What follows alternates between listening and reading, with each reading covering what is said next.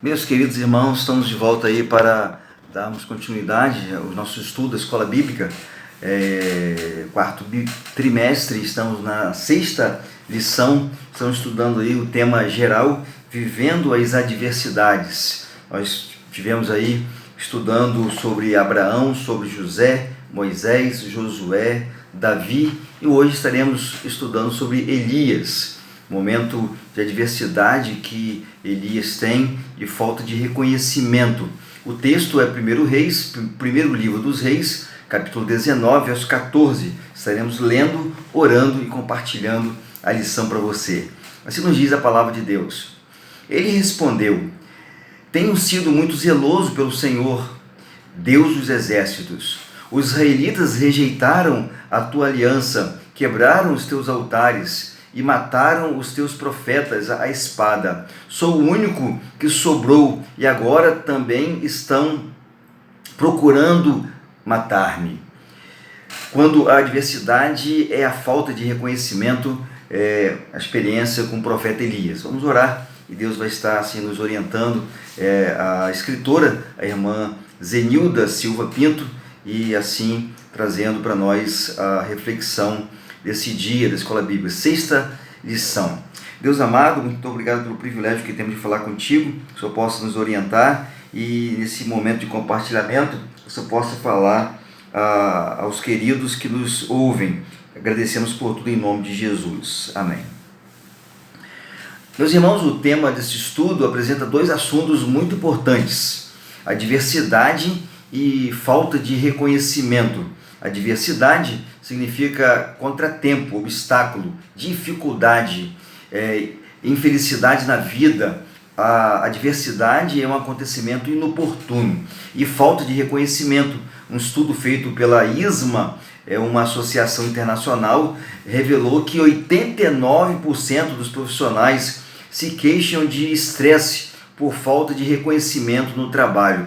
Isso também pode acontecer entre nós. Isso aqui é possível? Sim, é possível sim. O nosso personagem de hoje passou por um momento de adversidade e falta de reconhecimento. Elias, um grande profeta de Deus, no reino idólatra de Israel, nos tempos do ímpio rei Acabe, nasceu na cidade de Tisbe, provavelmente localizada nas montanhas de Gileade. Numa época em que Baal, o falso deus cananeu da tempestade, da chuva e da fertilidade, era adorado por todo o reino. Elias foi convocado por Deus para confrontar a idolatria do povo de Israel. Sobre o rei Acabe, no texto de 1 Reis, capítulo 16, versos 29 a 30, temos a descrição desse rei. Acabe, filho de Onri, começou a reinar sobre Israel no ano 38º de Asa, rei de Judá, e reinou Acabe, filho de Onri, sobre Israel em Samaria 22 anos. E fez Acabe, filho de Onri, o que era mal aos olhos do Senhor, mais do que todos os que foram antes dele. Importante mencionar que Onri foi lembrado por duas coisas: por construir Samaria, fazendo a capital do reino do norte, Israel, e por ser o rei mais perverso naquela época, sendo suplantado somente por seu filho. O rei Acabe é lembrado por sua perversidade e seu casamento com Jezabel, mulher dominadora e religiosa, e que se denominava porta-voz do casal de deuses cananeus da fertilidade, Baal e Azerá, cujos cultos eram praticados, segundo os historiadores e arqueólogos, com práticas de prostituição cultual. Nós podemos verificar isso em Jeremias, capítulo 2, verso 20. Isso a categorizava como profetisa. Samaria distava 13 quilômetros a noroeste de Siquém, tornando-se centro de culto idólatra, e levantou, em 1 Reis 16:32, declara, e levantou um altar a Baal, na casa de Baal que edificara em Samaria.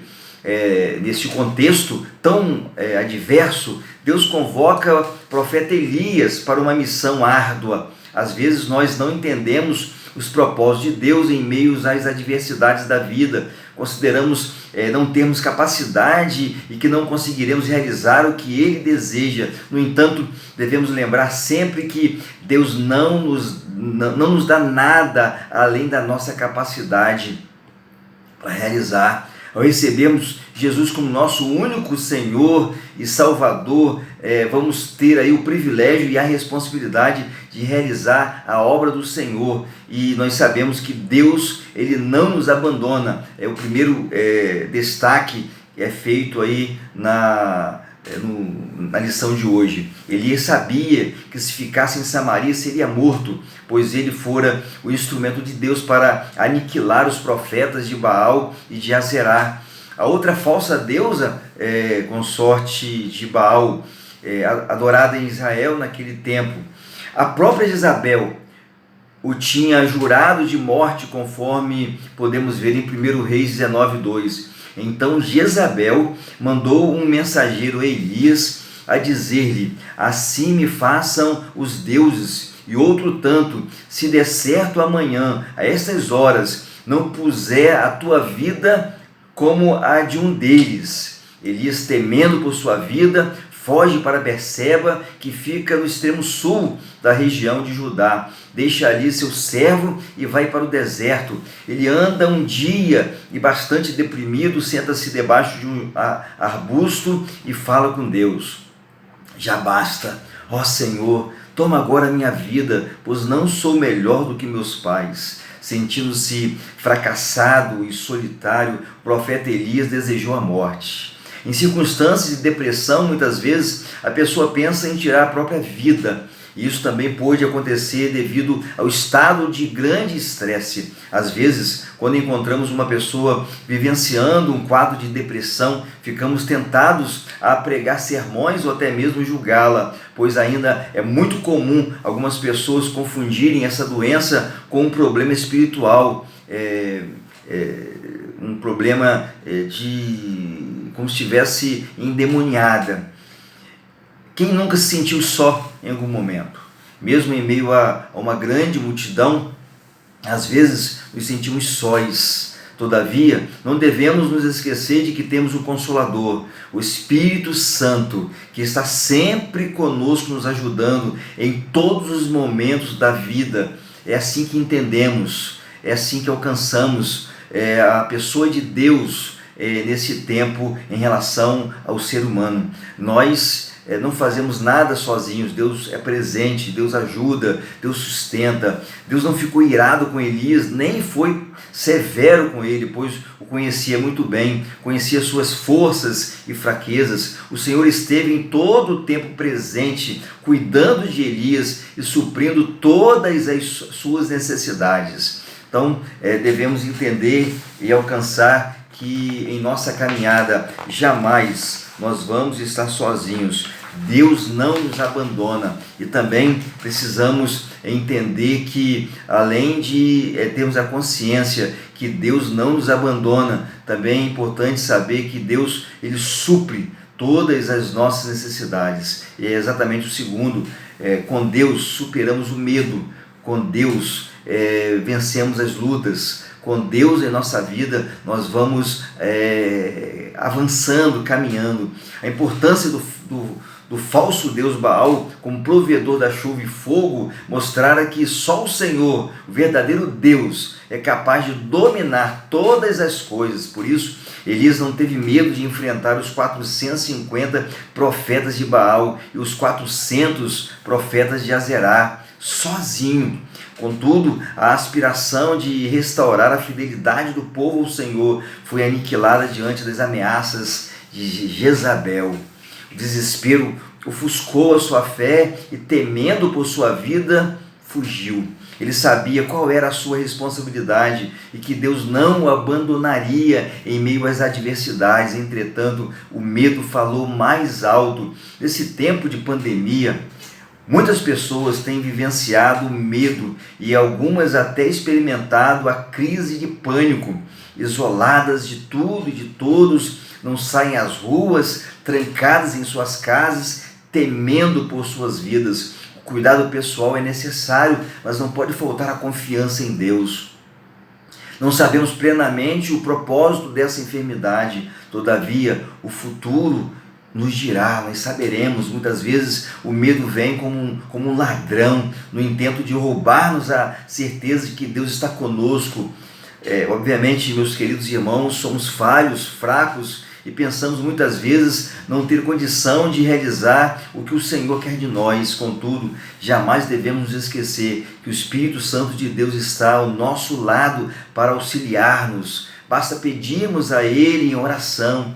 Acredito que muitas vezes sentimos medo em participar de algumas realizações. No entanto, é preciso ter a consciência que Deus nunca nos deixa só e vai sempre nos capacitar para o desenvolvimento da sua obra. Deus nunca vai nos abandonar. Com Deus superamos o medo. E em terceiro lugar, precisamos entender que a valorização ela vem de Deus.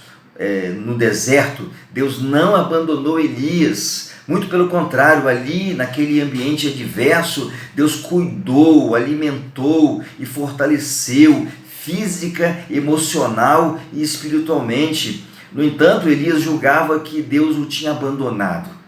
Foi nesse momento, convencido de que estava sozinho naquela caverna, que o Senhor lhe perguntou: que fazes aqui, Elias? Elias respondeu: eu tenho sido em extremo zeloso pelo Senhor, Deus dos exércitos, porque os filhos de Israel deixaram a tua aliança, derrubaram os teus altares e mataram os teus profetas à espada, e só eu fiquei, e buscam tirar a minha vida.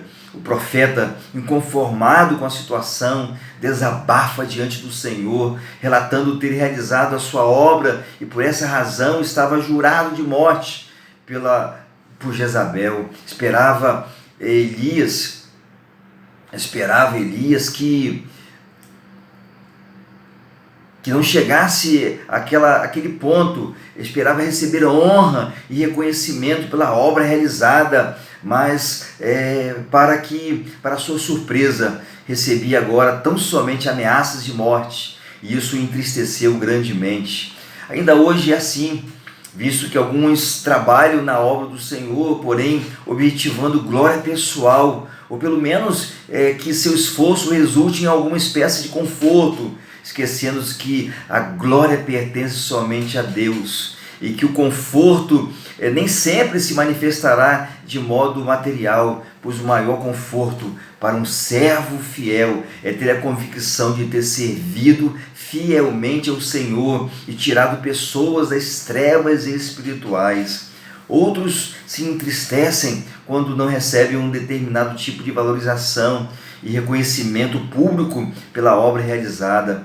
Marcos Lucado, no seu livro Você Não Está Sozinho, narra a história do casal de missionários Martin e Gracia Bunyan, que, quando comemoravam 18 anos de casados, foram feitos reféns de uma organização terrorista ligada ao então Osama Bin Laden. Eles passaram 100 dias, mais de 3 meses, lutando por sua sobrevivência. A saúde deles deteriorou, mas a fé permaneceu intacta. Nós talvez não saiamos desta selva vivos, disse Martin, mas pelo menos podemos deixar este mundo servindo ao Senhor com felicidade. A obra do Senhor é para ser feita com amor, sem esperar glórias ou conforto. A recompensa não necessariamente está aqui, mas a eternidade.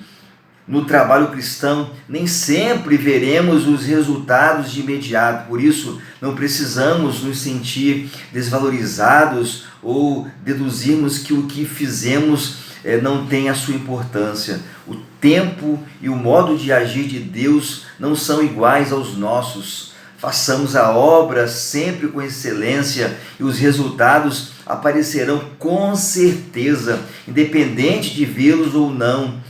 O aclamado músico evangélico João Alexandre, citando o pensador Mário Sérgio Cortella, definiu: a excelência é fazer melhor o que eu posso com aquilo que eu tenho, até que eu possa ter ferramentas melhores para fazer melhor aquilo que eu já faço. É assim que Deus trabalha e é assim que Ele espera que o façamos também. Acontece que só Deus já possui essa excelência plena em si mesmo, mas ainda assim espera até encontrar entre nós as ferramentas melhores para usar e fazer sua obra perfeita prevalecer. Nós somos essas ferramentas. Por outro lado, nós não possuímos essa excelência plena em nós mesmos. Ela vai crescendo mais e mais. Logo, devemos estar sempre buscando em Deus o crescimento, jamais considerando que uma grande vitória obtida, como a que Elias vivenciara no Monte Carmelo, seja o máximo a que podemos chegar e, portanto, devamos parar por ali, ou já nos darmos por satisfeitos e exigir reconhecimento como se fosse o fim da carreira. Elias havia sido uma ferramenta de excelência nas mãos do Senhor, mas ainda era o fim, mas ainda não era o fim, ainda não chegara o tempo de ser premiado ou reconhecido.